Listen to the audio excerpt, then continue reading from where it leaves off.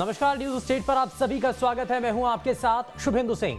आपके मुद्दे में आज बात करेंगे कोरोना के बढ़ते केस के बीच की जा रही तैयारियों को लेकर। दरअसल कोरोना के बढ़ते ग्राफ को देखते हुए देश भर में मेगा मॉकड्रिल की गई है। मध्य प्रदेश, छत्तीसगढ़ में भी अस्पतालों में मॉकड्रिल कर व्यवस्थाओं का जायजा लिया गया और स्वास्थ्य विभाग की सक्रियता देखी गई है। हालांकि मॉकड्रिल में सभी इंतजाम काफी नजर आए हैं। ऐसे में सवाल यह है कि अगर भविष्य में खतरा बढ़ता है तो ऐसी तैयारी नजर आएंगी। ऐसे कई सवालों के जवाब हम अपने इस खास कार्यक्रम में अपने खास मेहमानों से भी जानेंगे, लेकिन जरा सबसे पहले एक रिपोर्ट आपको दिखाते हैं।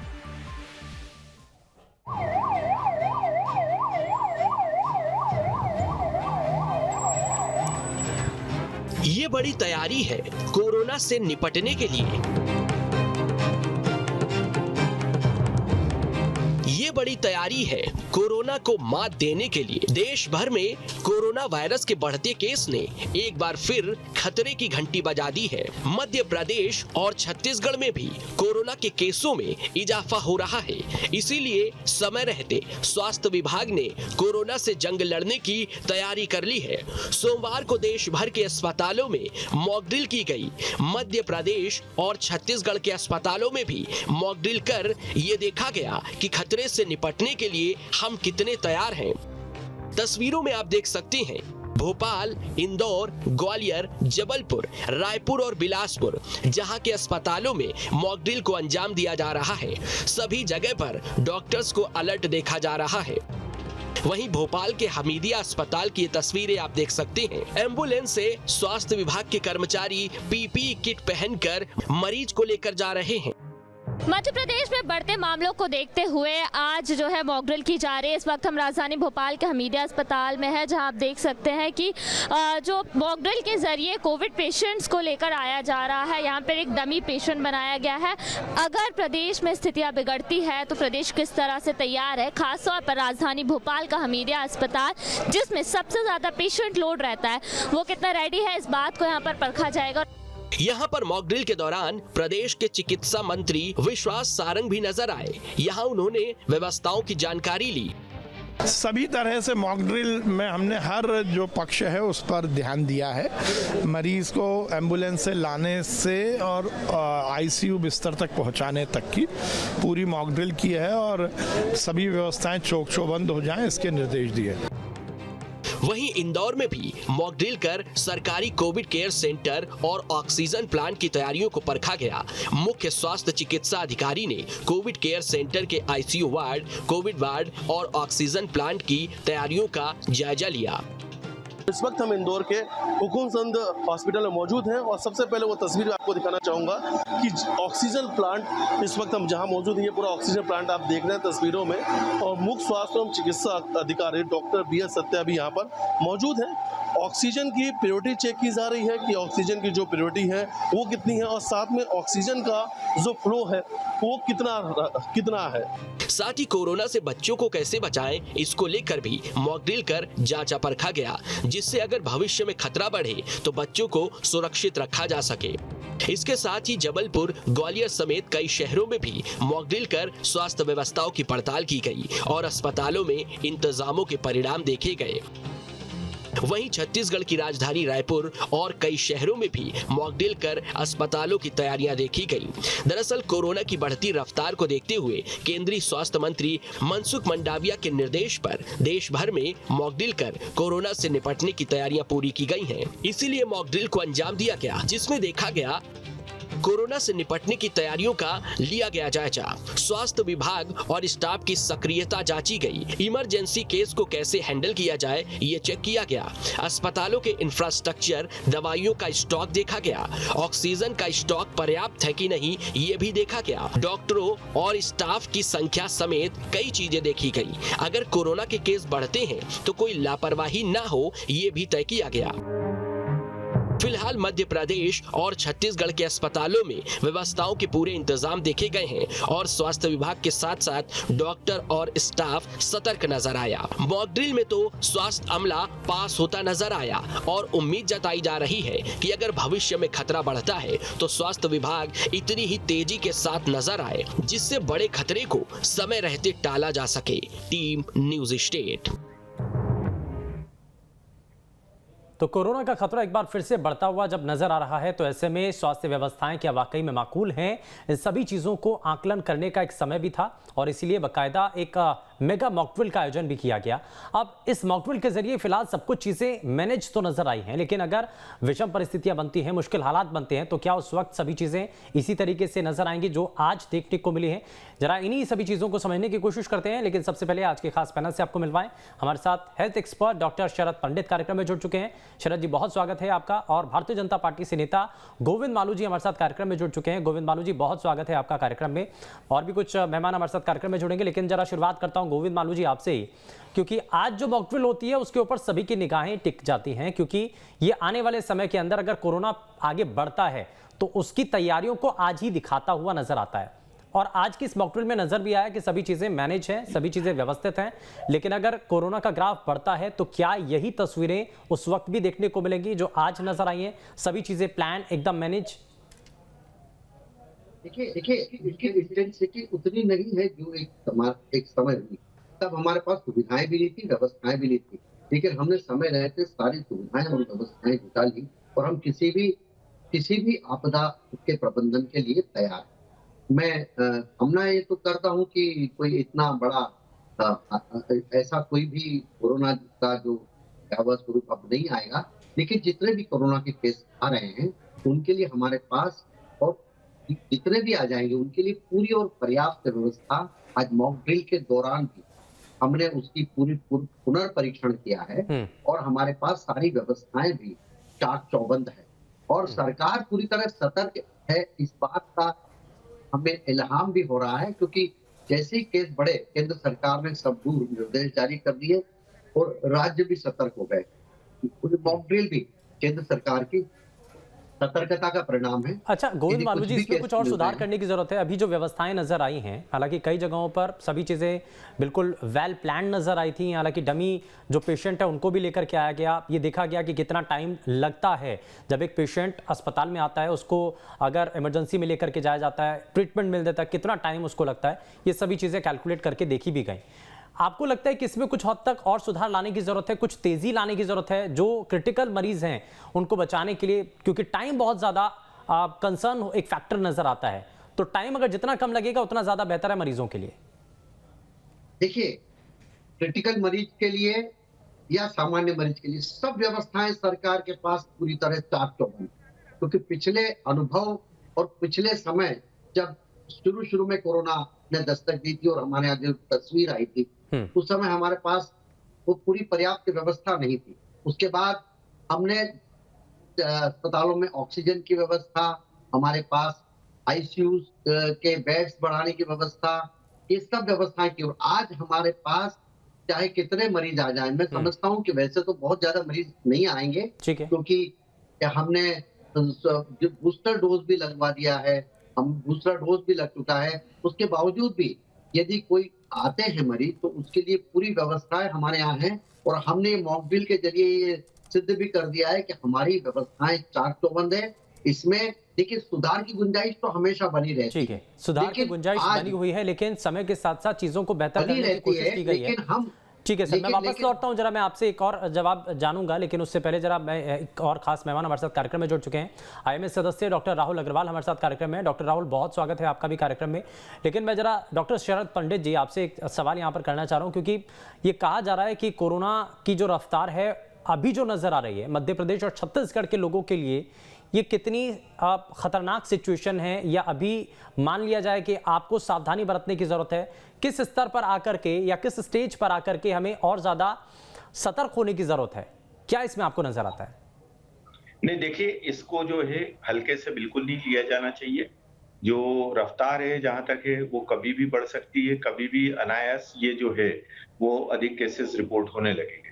पर अब इसमें जो आज एक प्रयास जो किया है निश्चित ही वो प्रशंसनीय और सराहनीय है कि मॉक ड्रिल के द्वारा हम अपना असेसमेंट स्वयं कर रहे हैं और मैं समझता हूं कि आगे भी हम इसमें सफल होंगे।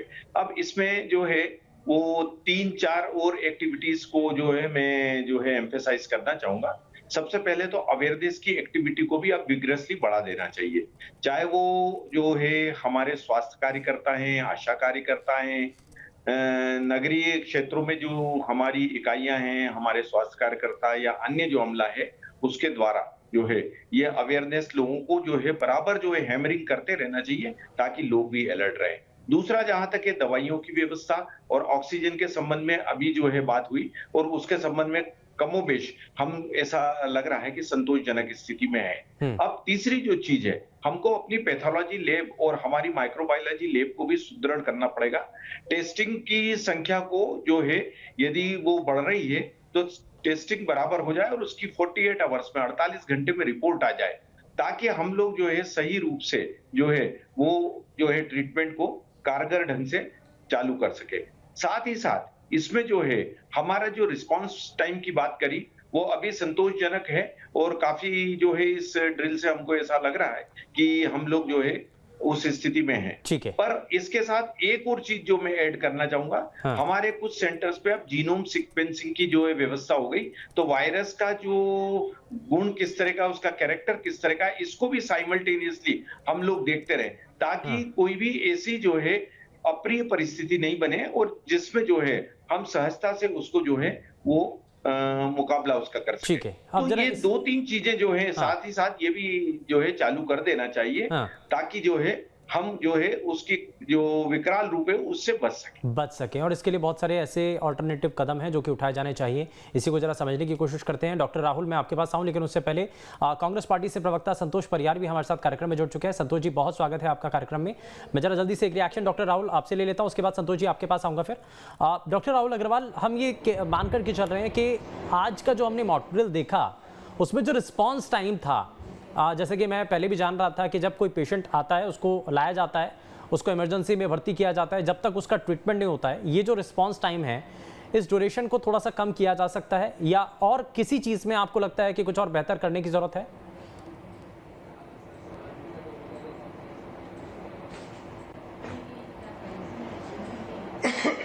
देखिए, वो रिस्पांस टाइम के बारे में मैं बहुत ज़्यादा डिटेल में इसलिए मैं उसमें नहीं जाना चाहूँगा, बिकॉज वो डिपेंड करता है कि हमारे पास एक साथ कितने पेशेंट आए।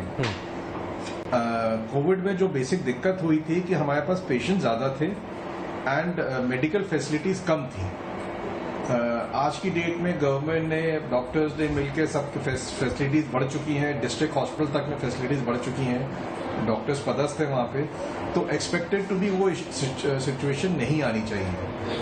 सबकी 2 वैक्सीन लग चुकी हैं, बूस्टर डोज लग चुके हैं, एक सॉर्ट ऑफ हर्ड इम्यूनिटी भी है, तो वी डू नॉट एक्सपेक्ट कि हाँ, देखिए कोविड तो आएगा और आते रहेगा आगे भी, क्योंकि इन्फ्लुएंजा ग्रुप का वायरस है, बार बार म्यूटेट होके आते रहेगा। जैसे वेस्टर्न वर्ल्ड में फ्लू शॉट्स लगते हैं, आज नहीं तो कल हमें भी उसी तरह उसके नए नए वैक्सीन बनेंगे जिसको हमें बार बार लेना पड़ेगा। उसकी इंटेंसिटी कम हो गई है और धीमे धीमे और कम होती जाएगी। तो आप पेशेंट्स इन्फेक्ट होंगे, लेकिन इन्फेक्ट होके उनको एडमिट होने की संभावना बहुत कम हो जाएगी, बशर्ते वो टाइमली सही इलाज ले लें। ठीक है। प्रॉब्लम ये हो रही है आज की डेट में, हमारे पास जितना भी पेशेंट आता है आज की डेट में, एजिथ्रोमाइसिन तो वो च्युइंगम की तरह खा के आता है। तो जो सेल्फ मेडिकेशन अब बहुत ज्यादा बढ़ चुका है, उससे रेजिस्टेंस भी डेवलप हो रहा है कि इसमें इनिशियल में एजिथ्रोमाइसिन का कोई रोल ही नहीं है। और आज की डेट में हमारे पास खांसी जुकाम का इनिशियल वायरल इन्फेक्शन का जितने भी पेशेंट आते हैं 100% एजिथ्रोमाइसिन खा के आते हैं, जिसका कोई रोल नहीं है। तो वो सेल्फ मेडिकेशन हार्मफुल भी डॉक्टर से आपको कंसल्ट करना चाहिए, खुद डॉक्टर नहीं बनना है। ये सबसे पहला इस पूरे अगर घटनाक्रम में अगर एक सीख मिलती है तो वो यही है कि आपको खुद डॉक्टर नहीं बनना है, आपको सबसे पहले अपने नजदीकी डॉक्टर से जाकर के कंसल्ट जरूर कर लेना चाहिए। मैं जरा एक रिएक्शन संतोष जी से लेना चाह रहा हूँ। संतोष परियार जी, आप एक चीज़ बताइए कि आज की जो मॉक ड्रिल हुई है उसमें जो टाइम ड्यूरेशन रहा, जो एक्टिवनेस रही है अधिकारियों की या सिस्टम की, आपको लगता है कि वो बिल्कुल ठीक है या इसमें कुछ और इम्प्रूवमेंट नजर आती है? आपको कुछ होना चाहिए इसमें और बेहतर?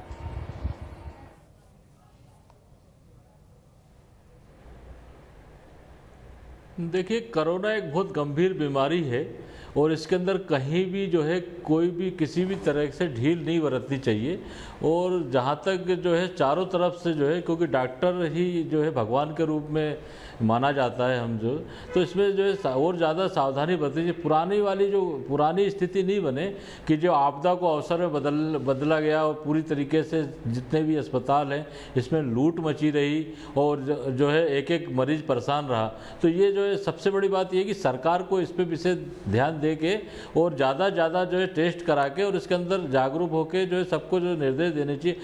पुराने कार्यकाल में तो पुराने सब अस्पतालों में तो ऐसी लूट मची हुई थी कि जो कई लोग जो है इलाज ही नहीं कर पाए, पैसे के चक्कर में बाहर आना पड़ा। वो तो अलग ही, वो सिचुएशन तो अलग ही थी, बीमारी है, गंभीर मामला है। वो परिस्थितियां तो बिल्कुल अलग थी क्योंकि हमारे पास उतने ज्यादा इक्विपमेंट नहीं थे, हमारे पास उतनी तैयारी नहीं थी। लेकिन आज के समय में अब हमें पता भी है, हमारे पास तैयारियां भी हैं, लेकिन जो तैयारियां हैं क्या आपको लगता है कि काफी हैं वो?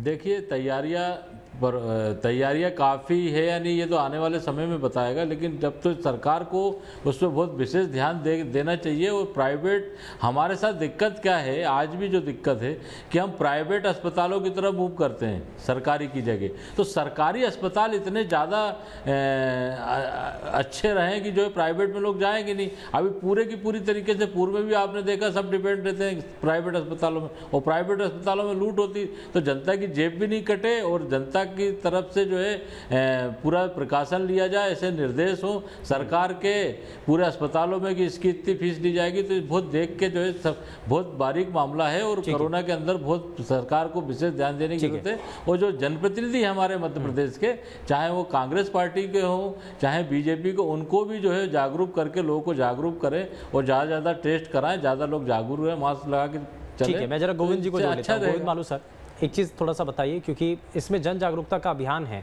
लोगों को ज़्यादा से ज़्यादा अवेयर भी करना है, इसके लिए सरकार की क्या कोशिशें हैं? क्योंकि अभी भी कई बार ये सामने आता है कि बहुत सारे ऐसे लोग हैं जिन्होंने बूस्टर डोज नहीं लगवाई है। अब बूस्टर डोज ना लगना ये दिखाता है, ये बताता है कि सबसे ज़्यादा खतरा उन्हीं लोगों के ऊपर है जिन्होंने बूस्टर डोज नहीं लगाई है। ये सुरक्षा का घेरा जो तैयार सरकार और प्रशासन करना चाहता है ना, ये घेरा वहीं आकर के खत्म हो जाता है ऐसे लोगों की वजह से।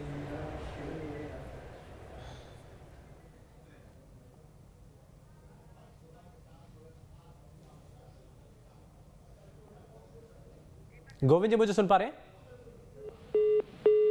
हाँ, लगता है शायद संपर्क टूट गया। मैं जरा थोड़ा सा आगे बढ़ता हूं, मैं जरा इसमें राहुल जी को जोड़ लेता हूं। राहुल अग्रवाल जी, ये बूस्टर डोज को लेकर के, क्योंकि आपने पहले भी बताया, हालांकि आपने कहा कि बूस्टर डोज बहुत सारी संख्या में लोगों को लग चुकी है, लेकिन अभी भी बहुत सारे लोग ऐसे हैं जिनको बूस्टर डोज नहीं लग पाई है, सेकंड थर्ड तक नहीं पहुंच पाए। बहुत सारे लोग जिन्होंने एक ही डोज लगवाई है, ऐसे लोगों की यहाँ पर स्ट्रेंथ भी नजर आती है। तो लोगों को अवेयर करने के लिए, और खास करके अगर कोरोना के इस संक्रमण से बचाना है, तो बूस्टर डोज कितनी ज़्यादा ज़रूरी है, ये समझाना, ये बताना जन जागरूकता के माध्यम से ये कितना ज़्यादा ज़रूरी है?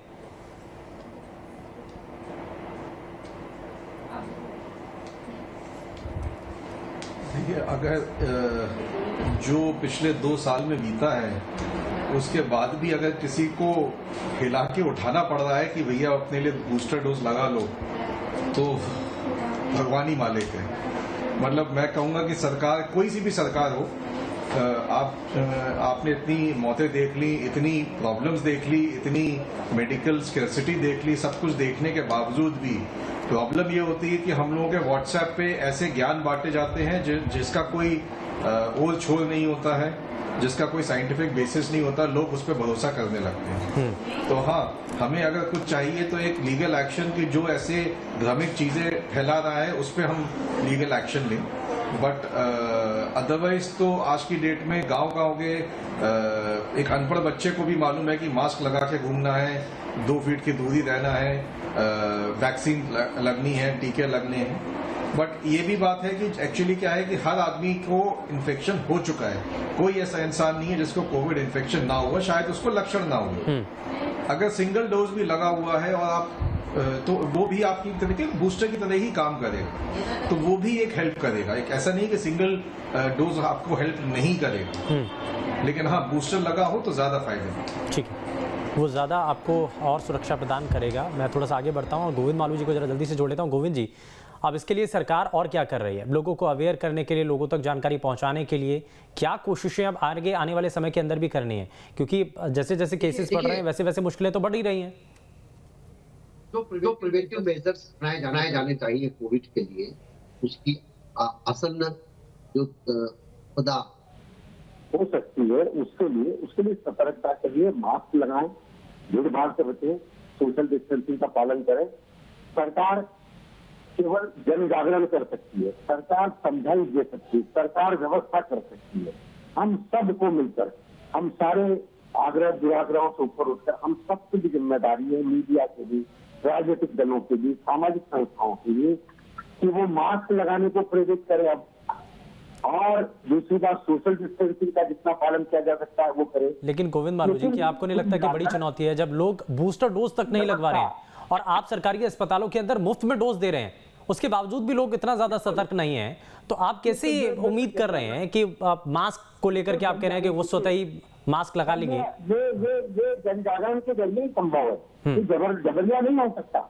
इसको जन जागरण के जरिए पहले भी इतने सारे डोज जब लगे, 200 करोड़ डोज पूरे देश भर में लगे, तो अवेयरनेस जन जागरण के जरिए आई है। हम सबकी जिम्मेदारी है उन लोगों को अवेयर करें, वो बूस्टर डोज भी लगवाएं, वो सतर्क भी रहें, और यदि किसको खांसी सर्दी भी है तो वो मास्क लगाए, मास्क लगा के बाहर जाए, और कई बार तो वो 2-3 दिन कम से कम अगर घर से न निकले तो ज्यादा बेहतर होगा। मैं समझता हूँ कि यही सतर्कता हम सबको अपने अपने माध्यमों के जरिए, अपने कार्यकर्ताओं, अपने तंत्र के, अभी तक जो केसेस सामने आए गोविंद मालू जी, अभी मॉकड्रिल तो की गई है और इस मॉकड्रिल के जरिए आपने स्वास्थ्य व्यवस्थाओं को देख भी लिया है, जांच परख भी लिया है, लेकिन कोई बड़ा स्टेप भी लिया जा सकता है क्या आने वाले समय में इसी तरीके से अगर केसेस बढ़ेंगे तो? क्योंकि केसेस बढ़ेंगे तो निश्चित रूप से सरकार और ज्यादा बड़ा स्टेप भी लेगी, कुछ प्रतिबंध भी आयत कर सकती है, लेकिन हम तो ये कामना करते थे कि बहुत दिनों से वायरल चल रहा है, लोग जांच नहीं कराते हैं, कोविड होकर निकल जाता है तो पता नहीं लगता है, कोविड जांच कराएंगे तो कोविड निकलेगा, तो ये लोग आजकल यूज टू हो गए। जैसे कहा ना डॉक्टर ने कि कोविड तो हमेशा आएगा, कभी बंद नहीं होगा कोरोना, अलग उसका म्यूटेशन होगा, अलग अलग वायरस आएंगे।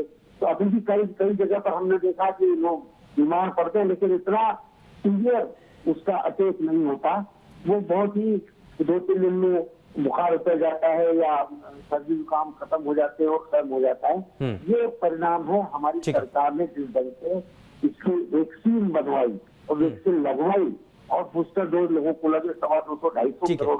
मैं जरा संतोष जी को, ठीक है सर, ठीक है संतोष परियार सर, जरा एक चीज बताइए कि सरकार के द्वारा जो अभी तक तैयारियां की गई हैं, आपको लगता है कि वो काफी हैं?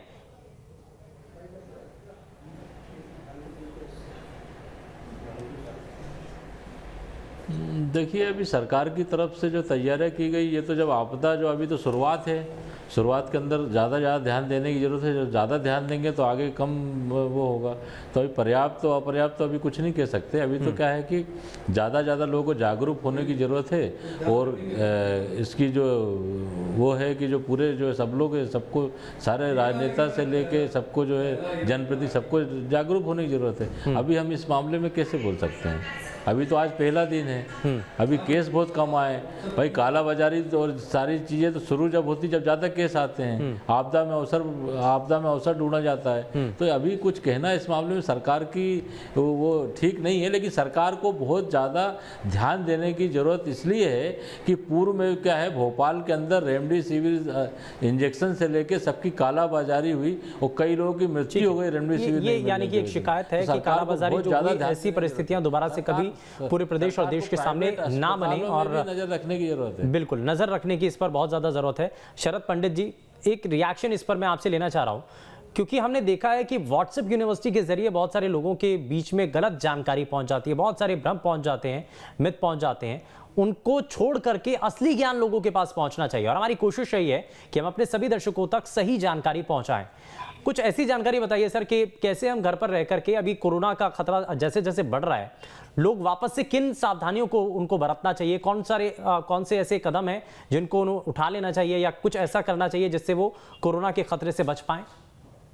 देखिए, संक्षिप्त में मैं यही बताना चाहूंगा कि सबसे पहले तो अनावश्यक रूप से, यदि आवश्यक नहीं है तो बाहर न जाए, खास करके बच्चे और जो एल्डरली पर्सन है, जिनको कोमार्बिडिटी यानी अन्य कोई एसोसिएटेड डिजीज है, जैसे डायबिटीज वाले या हार्ट पेशेंट, किडनी जिनकी प्रभावित है, इस तरह के पेशेंट्स को विशेष सावधानी रखने की आवश्यकता है।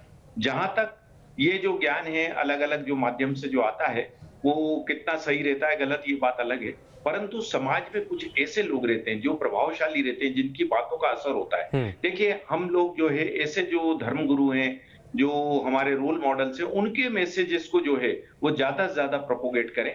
इन दिनों जो है वो कई जगह पर जो है वो धर्म गुरुओं के और हमारे यहाँ इस तरह की कथाएं हो रही हैं, जिसमें हमारे जो है वो पंडित और जो ज्ञाता लोग हैं वो वहाँ बड़ी बड़ी कथाओं का आयोजन हो रहा है, वहाँ इस तरह के मैसेज दिए जाए ताकि उनकी कथा सुनने, यानी कि अगर उनके जरिए अगर एक मैसेज दिया जाएगा तो उसका जल्दी से जल्दी और बहुत तेजी के साथ असर भी देखने को मिलेगा। खैर, बहुत शुक्रिया सभी खास मेहमानों का कार्यक्रम में शामिल होने के लिए, और हमारे साथ आपने बहुत सारी महत्वपूर्ण जानकारी जो हमारे सभी दर्शकों के साथ साझा की है। लेकिन उम्मीद यही है कि कोरोना का ग्राफ तेजी से आगे ना बढ़ पाए, उसको जल्द से जल्द रोक लिया जाए, लेकिन उसका एकमात्र उपाय है सावधानी बरतना। पेशकश में फिलहाल के लिए बस इतना ही। नमस्कार।